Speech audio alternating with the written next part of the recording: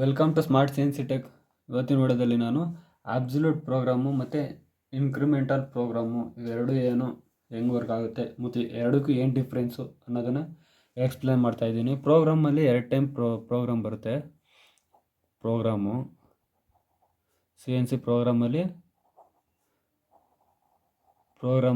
ಎರಡು ಟೈಪ್ ಬರುತ್ತೆ. ಎರಡು ಟೈಪ್ ಯಾವುದು ಅಂದರೆ ಒಂದು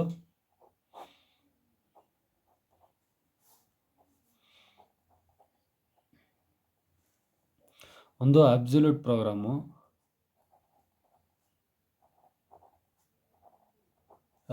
ಪ್ರೋಗ್ರಾಮು, ಇನ್ನೊಂದು ಇನ್ಕ್ರಿಮೆಂಟಲ್ ಪ್ರೋಗ್ರಾಮ್.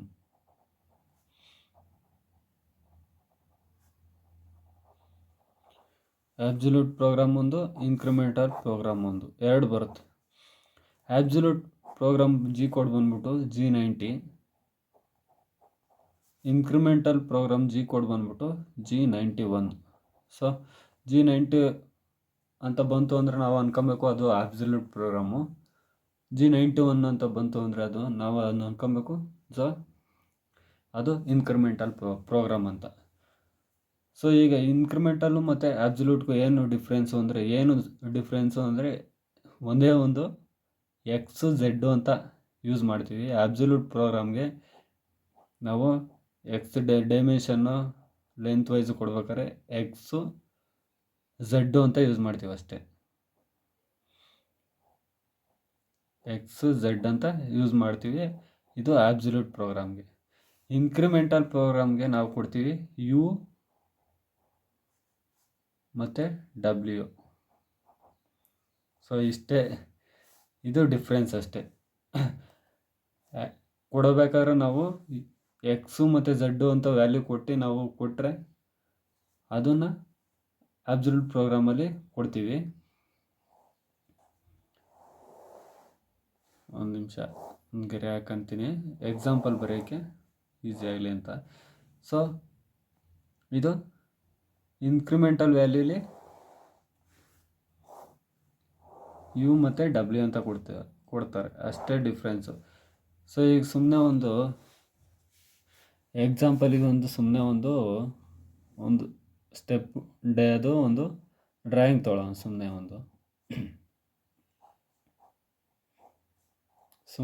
ಸುಮ್ಮನೆ ಎಕ್ಸಾಂಪಲ್ಗೆ ವಿಡಿಯೋನ ಕೊನೆವರೆಗೂ ನೋಡಿ, ಕಾನ್ಸಂಟ್ರೇಷನ್ ಕೊಟ್ಟು ವಿಡಿಯೋನ ನೋಡಿ, ಇಲ್ಲಾಂದರೆ ಅರ್ಥ ಆಗೋದು ಸ್ವಲ್ಪ ಕಷ್ಟ ಆಗ್ಬೋದು. ಸುಮ್ಮನೆ ಇದೆ ಎಕ್ಸಾಂಪಲ್ಗೆ ಇದು ಚೆಕ್ ಜಾಸ್ ಅಂದ್ಕೊಂಡ್ರೆ ಇದು ಸ್ಟೆಪ್ ಟರ್ನ್ ಅಂದ್ಕೊಳ್ಳೋಣ. ಇದೊಂದು ಡಯಾ 20 ಅಂದ್ಕೊಳ್ಳೋಣ, ಡಯಾ 40 ಅಂದ್ಕೊಳ್ಳೋಣ, ಡಯಾ 60 ಅಂದ್ಕೊಳ್ಳೋಣ. ಸೊ ಈ ಡಯಾ ಹಂಗೆ ಲೆಂತ್ ಬಂದ್ಬಿಟ್ಟು ಲೆಂತ್ನು ಕೊಡೋಣ. ಇಲ್ಲಿಂದ ಇಲ್ಲಿ ಒಂದು 20 ಇದೆ ಅಂದ್ಕೊಳ್ಳೋಣ, ಇಲ್ಲಿಂದ ಇಲ್ಲಿಗೆ 10 ಇದೆ ಅಂದ್ಕೊಳ್ಳೋಣ, ಇಲ್ಲಿಂದ ಇಲ್ಲಿಗೆ 15 ಇದೆ ಅಂದ್ಕೊಳ್ಳೋಣ. ಸೊ ಎಕ್ಸಾಂಪಲ್ಗೆ ಇದನ್ನು ಈ ಡೈಮೆನ್ಷನ್ಗೆ ಇದಕ್ಕೆ ನಾವು ಅಬ್ಸಲ್ಯೂಟು ಮತ್ತು ಇನ್ಕ್ರಿಮೆಂಟಲ್ ಎರಡನ್ನು ಬರ್ದು ನೋಡೋಣ.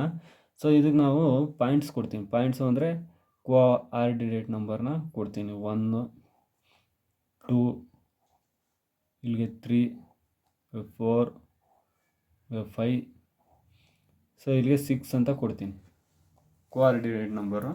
1 2 3 4 5 6. ಅದೇ ಥರನೇ ಇಲ್ಲಿ ಒಂದು ಗೆರೆ ಹಾಕಂತೀನಿ 6 ಪಾಯಿಂಟ್ಸ್ ಬರೆಯೋಕ್ಕೆ.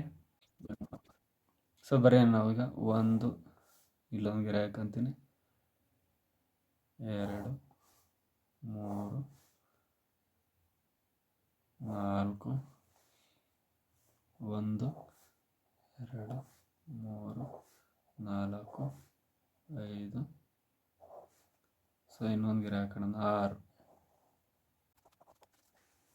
ಸೊ ಇಲ್ಲೂ ಅದೇ ಥರನೇ 6 ಪಾಯಿಂಟ್ಸ್.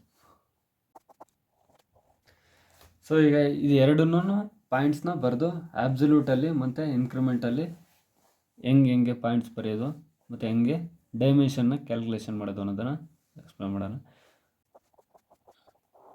6 ಕೋಆರ್ಡಿನೇಟ್ ನಂಬರ್ನ 6 ಬಾಕ್ಸ್ ಹಾಕೊಂಡಿದ್ದೀನಿ. ಸೊ ಮೊದಲನೇದು ಅಬ್ಸಲ್ಯೂಟ್ ಪ್ರೋಗ್ರಾಮಲ್ಲಿ ನಾವು ಹೆಂಗೆ ಬರಿತೀವಿ ಅಂದರೆ X ಮತ್ತು Z ಅಲ್ಲಿ ಸೊ ಡೈಮೆನ್ಷನ್ ಏನಿದೆ ಅದನ್ನು ಬರಿತೀವಿ. X ಡೈಮೆನ್ಷನ್ ಎಷ್ಟಿದೆ 20 ಇದೆ, 20.0 ಅಂತ ಬರ್ತೀವಿ ಎಕ್ಸು. ಸೊ ಝಡ್ ಲೆಂತ್ ಏನಿದೆ, ಝಡ್ ಇಲ್ಲಿದೆ ಅಂದರೆ ಝಡ್ 0.0 ಆಗುತ್ತೆ, ಝಡ್ 0.0 ಅಂತ ಬರಿತೀವಿ. ಸೊ ಇದು ಇನ್ಕ್ರಿಮೆಂಟಲ್ ವ್ಯಾಲ್ಯೂ ಏನಂತ ಬರ್ತೀವಿ, ಯು 20.0 ಅಂತ ಬರಿತೀವಿ, ಡಬ್ಲ್ಯೂ 0.0 ಅಂತ ಬರಿತೀವಿ ಇನ್ಕ್ರಿಮೆಂಟಲ್ ವ್ಯಾಲ್ಯೂಲಿ, ಇನ್ಕ್ರಿಮೆಂಟಲ್ ಪ್ರೋಗ್ರಾಮಲ್ಲಿ. ಸೊ ಸೆಕೆಂಡ್ ಕೋಆರ್ಡಿನೇಟ್ ನಂಬರ್ ಬಂದ್ಬಿಟ್ಟು ಎಷ್ಟಿದೆ, ಎಕ್ಸು 20ನೇ ಇದೆ. ಸೊ ಎಕ್ಸು 20.0ನೇ ಬರಿತೀನಿ. ಝಡ್ ಎಷ್ಟಿದೆ, ಝಡ್ ಲೆಂತು ಸೊ ಇಲ್ಲಿಂದ ಇಲ್ಲಿಗೆ 15 ಇದೆ, ಝಡ್ಡು -15.0 ಅಂತಲೇ ಬರಿತೀನಿ.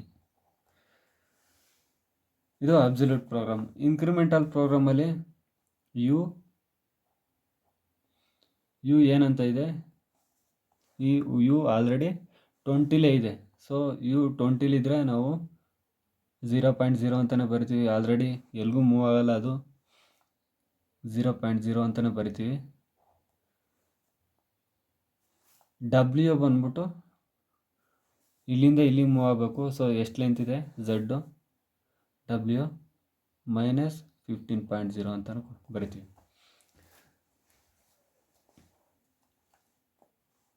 15.0 ಅಂತ ಬರ್ತಿದೆ. ಸೊ ಇನ್ನೊಂದು ಏನು ಅಂದರೆ, ನೀವು ಈಸಿಯಾಗಿ ಅರ್ಥ ಆಗಬೇಕು ಅಂದರೆ ಇದನ್ನು ನೋಡಿ, ಇಲ್ಲಿ ಇದು ಎಕ್ಸು ಝಡ್ಡು ಎಕ್ಸ್ ಪ್ಲಸ್ ಅಲ್ವಾ, ಎಕ್ಸ್ ಮೈನಸ್ ಅಲ್ವಾ, ಝಡ್ ಪ್ಲಸ್ ಅಲ್ವಾ, ಝಡ್ ಮೈನಸ್ ಅಲ್ವಾ. ಸೊ ಇನ್ಕ್ರಿಮೆಂಟಲ್ ವ್ಯಾಲ್ಯೂಲಿ ಏನು ಕೊಡ್ತೀವಿ ನಾವು, ಯು ಪ್ಲಸ್, ಇಲ್ಲಿ U minus, W plus W minus. So ಅಬ್ಸಲ್ಯೂಟ್ರಲ್ಲಿ ಪ್ರೋಗ್ರಾಮಲ್ಲಿ ಏನು ತೊಂದರೆ ಇಲ್ಲ, ನಾವು ಎಷ್ಟು ಡೈಮೆನ್ಷನ್ ಎಷ್ಟನ ಹೋಗಲಿ, 10 ಹೋಯ್ತು, 20 ಹೋಯ್ತು, 30 ಹೋಯ್ತು, 40 ಹೋಯ್ತು, 50 ಹೋಯ್ತು, 60 ಹೋಯ್ತು, 70 ಹೋಯ್ತು. ಸೊ ಎಷ್ಟೇ ಇರಲಿ ಡೈರೆಕ್ಟಾಗಿ ಕೊಟ್ಬಿಡ್ತೀವಿ 70 ಅಂತ. 10 ಇದ್ರೆ 10 ಅಂತ ಕೊಡ್ತೀವಿ, 20 ಇದ್ರೆ 20 ಅಂತ ಕೊಡ್ತೀವಿ, 30 ಇದ್ರೆ 30 ಅಂತ ಕೊಡ್ತೀವಿ. ಸೊ ಇಲ್ಲಿಂದ 10 ಹೋಯ್ತು, 10 ಅಂತಲೇ ಕೊಡ್ತೀವಿ. ಇಲ್ಲಿಂದ ಇನ್ನು 10 ಹೋಗ್ಬೇಕು, 20 ಅಂತ ಕೊಡ್ತೀವಿ. ಇಲ್ಲಿಂದ ಇನ್ನು 10 ಹೋಗ್ಬೇಕು, 30 ಅಂತ ಕೊಡ್ತೀವಿ. ಆ ಥರ ಆಗುತ್ತೆ. ಝಡ್ ಮೂಮೆಂಟಲ್ಲೂ ಅಷ್ಟೇ, ಅಬ್ಸಲ್ಯೂಟ್ ಪ್ರೋಗ್ರಾಮಲ್ಲಿ ಇಲ್ಲಿಂದ ಝಡ್ -10 ಹೋಯ್ತು, ಇನ್ನೂ ಒಂದು 10 ಹೋಗ್ಬೇಕು ಅಂದರೆ ಝಡ್ -20, ಇನ್ನೂ ಒಂದು 10 ಮೂವ್ ಆಗಬೇಕು ಅಂದರೆ ಝಡ್ -30. ಸೊ ಈ ಥರ ಕೊಡ್ತೀವಿ. ಇದು ಅಬ್ಸಲ್ಯೂಟ್ ಪ್ರೋಗ್ರಾಮ್. ಇನ್ಕ್ರಿಮೆಂಟಲ್ ಪ್ರೋಗ್ರಾಮಲ್ಲಿ ಹಂಗಾಗಲ್ಲ. ಸೊ ಇನ್ಕ್ರಿಮೆಂಟಲ್ ಪ್ರೋಗ್ರಾಮಲ್ಲಿ ಇಲ್ಲಿಂದ ಇಲ್ಲಿಗೆ 10 ಮೂವ್ ಆಯಿತು ಅಂದ್ಕೊಂಡ್ರೆ, 10 ಮೂವ್ ಆಯಿತು ಅಂದರೆ, ಸೊ ನೆಕ್ಸ್ಟು ಇನ್ನೊಂದು ಲೈನಲ್ಲಿ ಬರೀಬೇಕು ಅಂದರೆ, ಇಲ್ಲಿ ಇನ್ನೊಂದು 10 ಮೂವ್ ಮಾಡಬೇಕು ಅಂದರೆ ಇಲ್ಲಿಂದ ಹಿಂಗೆ ಸೇರಿಸ್ಬಿಟ್ಟು 20 ಅಂತ ಕೊಡಬಾರ್ದು. ಸೊ ಏನಂತ ಕೊಡ್ತಾರೆ, ಇಲ್ಲಿಂದ 10 ಹೋಗಿದೆ ಆಲ್ರೆಡಿ, ಇನ್ನು 10 ಹೋಗ್ಬೇಕಷ್ಟೇ. ಸೊ ಇಲ್ಲಿ ಹಳೆದನ್ನೆಲ್ಲ ಮರ್ತುಬಿಡುತ್ತೆ, ಹಿಂದೆ ಇದೆಲ್ಲ. ಸೊ ನೆಕ್ಸ್ಟ್ ಫ್ಯೂಚರಲ್ಲಿ ಇನ್ಕ್ರಿಮೆಂಟಲ್ ಎಷ್ಟು ಹೋಗ್ಬೇಕು ಅನ್ನೋದನ್ನು ಅಷ್ಟೇ ಕೊಡ್ತೀವಿ. ಸೊ ಇಲ್ಲಿಂದ ಇಲ್ಲಿಗೆ ಇನ್ನೂ 10 ಹೋಗ್ಬೇಕು, ಸೊ ಅಷ್ಟನ್ನು ಮಾತ್ರ ಕೊಡ್ತೀವಿ. ಸೊ ಅಬ್ಸಲ್ಯೂಟ್ ಪ್ರೋಗ್ರಾಮಲ್ಲಾದರೆ ಇಲ್ಲಿಂದ 10, ಸೊ ಇಲ್ಲಿಂದ ಇಲ್ಲಿಗೆ 20 ಅಂತ ಕೊಟ್ಬಿಡ್ತೀವಿ. ಸೊ ಇನ್ಕ್ರಿಮೆಂಟಲ್ ವ್ಯಾಲ್ಯೂಲಾದರೆ ಇಲ್ಲಿಂದ 10 ಹೋಗಿದೆ, ಸೊ ಇಲ್ಲಿಂದ ಇಲ್ಲಿಗೆ 10 ಹೋಗ್ಬೇಕು ಅಂದರೆ ನಾವು 20 ಅಂತ ಕೊಡೋದಿಲ್ಲ, 10 ಅಂತಲೇ ಕೊಡ್ತೀವಿ. ಸೊ ಈ ಕಡೆ ಝಡ್ ಲೆಂತು ಅಷ್ಟೇ. ಅಬ್ಸಲ್ಯೂಟ್ ಪ್ರೋಗ್ರಾಮಲ್ಲಿ ಏನಂತ ಕೊಡ್ತೀವಿ, ಇಲ್ಲಿಂದ 10 ಮೂವ್ ಆಯಿತು, ಸೊ ಇನ್ನೊಂದು 10 ಮೂವ್ ಆಗಬೇಕಾದ್ರೆ ಇಲ್ಲೇ ಅದು ಇದು ಎರಡು ಸೇರಿಸಿ 20 ಅಂತ ಕೊಡ್ತೀವಿ. ಸೊ ಇನ್ನೂ ಒಂದು 10 ಮೂವ್ ಆಗಬೇಕು ಅಂದರೆ ಇದು 10 ಎಲ್ಲ ಸೇರಿ ಝಡ್ 30 ಅಂತ ಕೊಟ್ಬಿಡ್ತೀವಿ ಅಬ್ಸಲ್ಯೂಟ್ ಪ್ರೋಗ್ರಾಮಲ್ಲಿ. ಇನ್ಕ್ರಿಮೆಂಟಲ್ ಪ್ರೋಗ್ರಾಮಲ್ಲಿ ಹಂಗಾಗಲ್ಲ. ಸೊ ಇಲ್ಲಿಂದ 10 ಮೂವ್ ಮಾಡಿದ್ದೀವಿ, ಸೊ ಇನ್ನೂ ಕೊಡ್ಬೇಕಾದ್ರೆ ಅದು 10 ಸೇರಿಸಿ 20 ಅಂತ ಕೊಡೋದಿಲ್ಲ ನಾವು. ಸೊ ಇನ್ಕ್ರಿಮೆಂಟಲ್ಲಿ ಸೊ ಇಲ್ಲಿಂದ ಇಲ್ಲಿಗೆ ಬಂದಮೇಲೆ ಹಿಂದಿಂದೆಲ್ಲ ಮರ್ತುಬಿಡುತ್ತೆ. ಸೊ ಇಲ್ಲಿಂದ ಎಷ್ಟು ಹೋಗ್ಬೇಕು, ಸೊ 10 ಮಾತ್ರನೇ ಕೊಡ್ತೀವಿ. ಸೊ ಇಲ್ಲಿ 20 ಬಂದೈತೆ, ಸೊ ಇನ್ನೂ ಒಂದು 10 ಕೊಡಬೇಕು ಅಂದರೆ ಏನು ಮಾಡ್ತೀವಿ, ಇದು ಹಿಂದಿಂದೆಲ್ಲ ಬಿಟ್ಬಿಡ್ತೈತೆ. ಸೊ ಇಲ್ಲಿಂದ ಇಲ್ಲಿಗೆ ಎಷ್ಟು ಹೋಗ್ಬೇಕು ಅಷ್ಟನ್ನು ಮಾತ್ರ ಕೊಡುತ್ತೆ ಅಷ್ಟೇ, ಅಷ್ಟನ್ನು ಮಾತ್ರ ಕೊಡಬೇಕು. ಸೊ ಇನ್ಕ್ರಿಮೆಂಟಲ್ ವ್ಯಾಲ್ಯೂಲಿ ಆ ಥರ. ಸೊ ಹಳೇದನ್ನೆಲ್ಲ ಬಿಟ್ಬಿಡುತ್ತೆ. ನೆಕ್ಸ್ಟು ಪ್ರೆಸೆಂಟ್ ಈಗ ಎಲ್ಲಿಗೆ ಹೋಗ್ಬೇಕು ಆ ವ್ಯಾಲ್ಯೂ ಮಾತ್ರ ಕೊಡಬೇಕಷ್ಟೆ. ಸೊ 20 ಡಯಾಮೀಟ್ರ್ ಇದ್ದರೆ 20 ಕೊಡ್ಬೋದು, 15 ಡಯಾಮೀಟ್ರ್ ಇದ್ದರೆ 15. ನಿಮ್ಗೆ ಎಷ್ಟು ಡಯಾಮೀಟ್ರ್ ಡ್ರಾಯಿಂಗ್ ಹೆಂಗಿರುತ್ತೆ ಈಗ ಎಕ್ಸ್ಪ್ಲೇನ್ ಮಾಡ್ತೀನಿ ನೋಡಿ. ಇಲ್ಲಿಂದ ಇಲ್ಲಿಗೆ ಬಂದಿದೆ. ಸೊ ಇಲ್ಲಿಂದ ಇಲ್ಲಿಗೆ ಹೋಗ್ಬೇಕು ಅಂದರೆ ನಾವು ಅಬ್ಸಲ್ಯೂಟಲ್ಲಾದರೆ 40 ಅಂತ ಕೊಡ್ತೀವಿ. ಸೊ ಇನ್ಕ್ರಿಮೆಂಟಲ್ ವ್ಯಾಲ್ಯೂಲಿ ಆ ಥರ ಕೊಡಲ್ಲ, ಬರೀ 20 ಅಂತ ಕೊಡ್ತೀವಿ. ಯಾಕೆಂದರೆ ಆಲ್ರೆಡಿ 20 ಬಂದಿದೆ, ಇನ್ನು 20 ಮಾತ್ರ ಹೋಗ್ಬೇಕು. ಸೊ 20 ಅಂತ ಆ ಥರ ಕೊಡ್ತೀವಿ. ಸೊ ಈಗ ಅರ್ಥ ಮಾಡ್ಕೊಳ್ಳೋಣ ಆದಷ್ಟು. ಸೆಕೆಂಡ್ ಕೋಆರ್ಡಿನೇಟ್ ನಂಬರ್ ಬರ್ದಿದ್ದೀನಿ. ಈಗ ಸೆಕೆಂಡಿಂದ ಥರ್ಡ್ ಕೋಆರ್ಡಿನೇಟ್ ನಂಬರ್ಗೆ ಹೋಗಬೇಕು. ಸೊ ಅಬ್ಸಲ್ಯೂಟ್ ಪ್ರೋಗ್ರಾಮಲ್ಲಿ ಡಯಾಮೀಟ್ರ್ ಎಷ್ಟಿದೆ, ಇದು 40 ಇದೆ. ಎಕ್ಸು 40.0,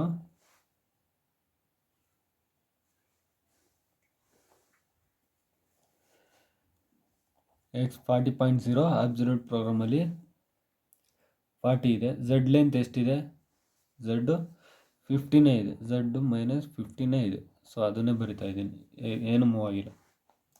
ಸೊ ಇನ್ಕ್ರಿಮೆಂಟಲ್ ವ್ಯಾಲ್ಯೂ ನೋಡೋಣ. ಇನ್ಕ್ರಿಮೆಂಟಲ್ ವ್ಯಾಲ್ಯೂಲಿ ಈಗ ಸೆಕೆಂಡಿಂದ ಥರ್ಡ್ಗೆ ಹೋಗ್ಬೇಕು. ಸೆಕೆಂಡ್ ಎಷ್ಟಿದೆ, 20. ಆಲ್ರೆಡಿ ಡಯಾಮೀಟ್ರ್ ಇದೆ. ಸೊ 20 ಇದೆ. ಯು ಎಷ್ಟಿದೆ, ಯು ಇಲ್ಲಿಂದ ಇಲ್ಲಿಗೆ ಹೋಗ್ಬೇಕಲ್ವಾ, ಯು ಆಲ್ರೆಡಿ 20 ಇದೆ, ಇನ್ನು 20 ಮಾತ್ರ ಹೋಗ್ಬೇಕು. ಸೊ 40ಗೆ. ಸೊ ಯು 20.0 ಅಂತ ಕೊಡ್ತೀವಿ. U 20.0. W side Z moment ಏನು ಮೂಮೆಂಟ್ ಇಲ್ಲ, ಅದೇ ಮೂಮೆಂಟ್ ಇದೆ. ಡಬ್ಲ್ಯೂ 0.0. ಸೊ ಇದು ನೋಡಿ, ಅಬ್ಸಲ್ಯೂಟ್ ಪ್ರೋಗ್ರಾಮಲ್ಲಿ 40 ಆಯಿತು ಡಯಾಮೀಟ್ರು. ಇನ್ಕ್ರಿಮೆಂಟಲ್ ವ್ಯಾಲ್ಯೂಲಿ 20ನೇ ಆಯಿತು, ಯಾಕೆಂದರೆ ಇಲ್ಲಿಂದ ಇಲ್ಲಿಗೆ ಅಷ್ಟೇ ಬರೆದಿರೋದು. ಸೊ 20 ಅಷ್ಟೇ ಡಿಫ್ರೆನ್ಸು ಅಬ್ಸಲ್ಯೂಟ್ ಪ್ರೋಗ್ರಾಮ್ಗೂ ಮತ್ತು ಇನ್ಕ್ರಿಮೆಂಟಲ್ ಪ್ರೋಗ್ರಾಮ್ಗೂ. ಸೊ ಈಗ ಕೋಆರ್ಡಿನೇಟ್ ನಂಬರು 4 ಹೋಗೋಣ. ಇಲ್ಲಿಂದ ಇಲ್ಲಿಗೆ ಹೋಗ್ಬೇಕು, ಮೂವ್ ಆಗಬೇಕಲ್ವಾ. ಸೊ ಎಷ್ಟು, ಎಕ್ಸು 40ನೇ ಇದೆ, 40.0ನೇ ಇದೆ. ಝಡ್ ಮೈನಸ್ ಎಷ್ಟಾಯಿತು, ಇದು 15, ಇದು 10, 25 ಆಯಿತು. So Z -25.0. ಸೊ ಇನ್ಕ್ರಿಮೆಂಟಲ್ ವ್ಯಾಲ್ಯೂಲಿ ಯಾವುದು ಪಾಯಿಂಟ್ ನಂಬರ್ 4 ಅಲ್ವಾ. ಸೊ ಇಲ್ಲಿಗೆ ಹೋಗ್ಬೇಕಲ್ಲ. ಸೊ ಇನ್ಕ್ರಿಮೆಂಟಲ್ ವ್ಯಾಲ್ಯೂಲಿ ಏನು, ಇನ್ಕ್ರಿಮೆಂಟಲ್ ವ್ಯಾಲ್ಯೂಲಿ ಎಕ್ಸ್ ಮೂಮೆಂಟ್ ಏನೂ ಇಲ್ಲ, ಅಷ್ಟೇ ಇದೆ, 40ನೇ ಇದೆ. So X moment 0.0, U 0.0, W minus ಎಷ್ಟಾಯಿತು, ಇಲ್ಲಿಂದ ಇಲ್ಲಿಗೆ ಹೋಗ್ಬೇಕಲ್ಲ. ನಾವು ಹಳೇದನ್ನೆಲ್ಲ ಸೇರಿಸ್ಕೊಳಲ್ಲ. ಈಗ ಇಲ್ಲಿಂದ ಇಲ್ಲಿಗೆ ಎಷ್ಟಿದೆ ಅಷ್ಟನ್ನು ಮಾತ್ರ ಕೊಡ್ತೀವಿ ಅಷ್ಟೇ. ಯು ಡಬ್ಲ್ಯೂ 10.0 ಮೈನಸ್ 10.0 ಅಂತ ಮಾತ್ರ ಕೊಡ್ತೀವಿ. ಸೊ ನೆಕ್ಸ್ಟು ಕೋಆರ್ಡಿನೇಟ್ ನಂಬರ್ 4ಇಂದ 5ಗೆ ಹೋಗಬೇಕು. ಇಲ್ಲಿಂದ ಇಲ್ಲಿಗೆ ಹೋಗಬೇಕು. ಸೊ ಡಯಾಮೀಟ್ರ್ ಎಷ್ಟಿದೆ, ಇದು ಡಯಾಮೀಟ್ರು ಅಬ್ಸಲ್ಯೂಟ್ ಪ್ರೋಗ್ರಾಮ್ಗೆ ಡಯಾಮೀಟ್ರು 60 ಇದೆ. ಎಕ್ಸು 60.0 ಅಂತ ಕೊಡ್ತೀವಿ.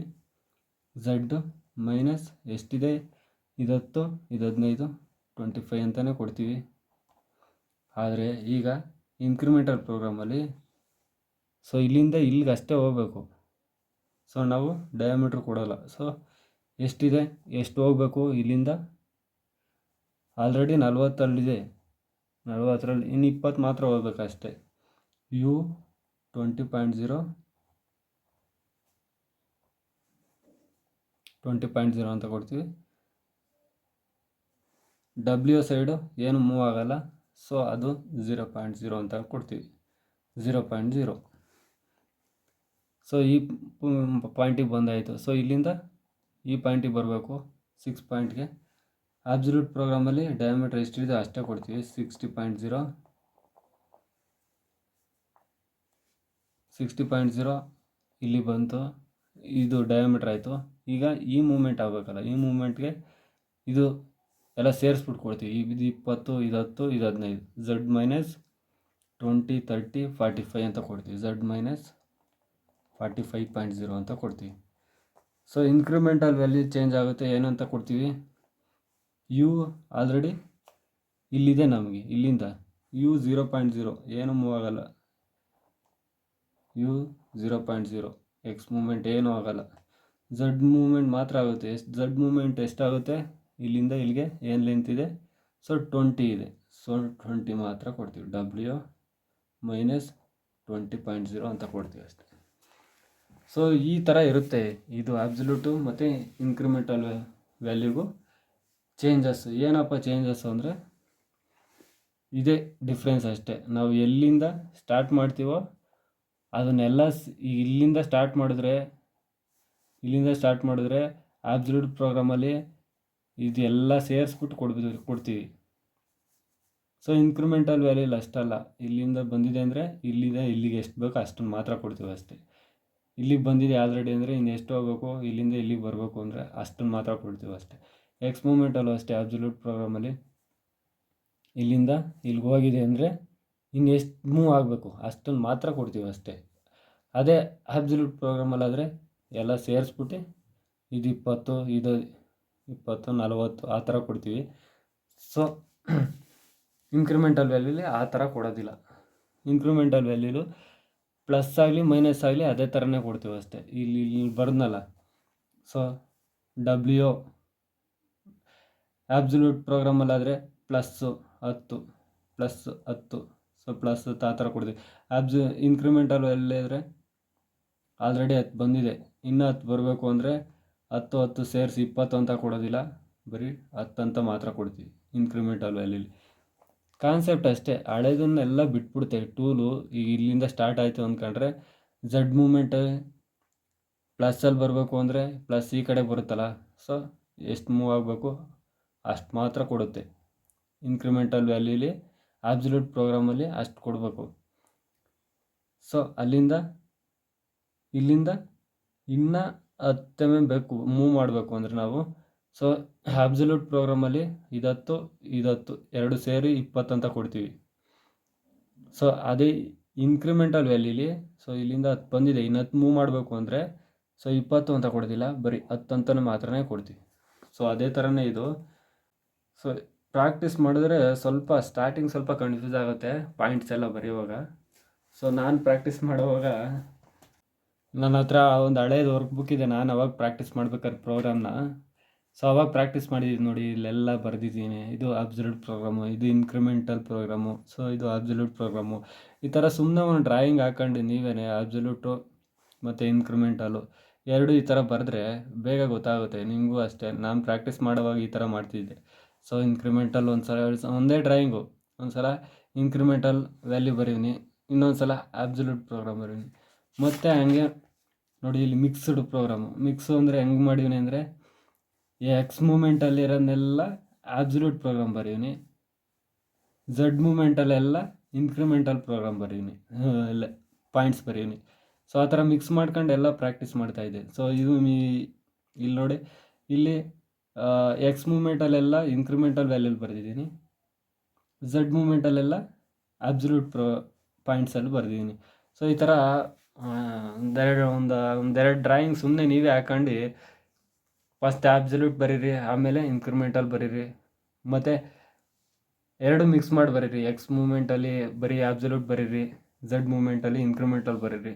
ಮತ್ತು ಇನ್ನೊಂದು ಅದೇ ಡ್ರಾಯಿಂಗ್ ಇನ್ನೊಂದು ಚೇಂಜಸ್ ಮಾಡಿ ಸ್ವಲ್ಪ ಝಡ್ ಮೂಮೆಂಟಲ್ಲ ಎಕ್ಸ್ ಮೂಮೆಂಟಲ್ಲಿದ್ದರೆ ಇನ್ಕ್ರಿಮೆಂಟಲ್ ಬರೀಲಿ, ಝಡ್ ಮೂಮೆಂಟ ಆಬ್ಸಲ್ಯೂಟು, ಈ ಥರ ಮಿಕ್ಸ್ ಮಾಡಿ ಸ್ವಲ್ಪ ಕನ್ಫ್ಯೂಸ್ ಮಾಡ್ಕೊಂಡು ಸ್ವಲ್ಪ ಕ್ಲಿಯಾರಿಟಿ ಗೊತ್ತಾದರೆ ಬೇಗ ಅರ್ಥ ಆಗುತ್ತೆ, ಬೇಗ ಪ್ರೋಗ್ರಾಮ್ ಕಲಿಬೋದು. ನಾನು ವರ್ಕ್ ಬುಕ್ ಸುಮ್ಮನೆ ಅವಾಗ ಟೈಮ್ ಸಿಕ್ಕಿದಾಗೆಲ್ಲ ಈ ಥರ ಏನಾದರೂ ಒಂದು ಬರಿತಾ ಇದ್ದೀನಿ ಸುಮ್ಮನೆ, ಅದರಿಂದ ಬೇಗ ಪ್ರೋಗ್ರಾಮ್ ಅರ್ಥ ಆಯಿತು.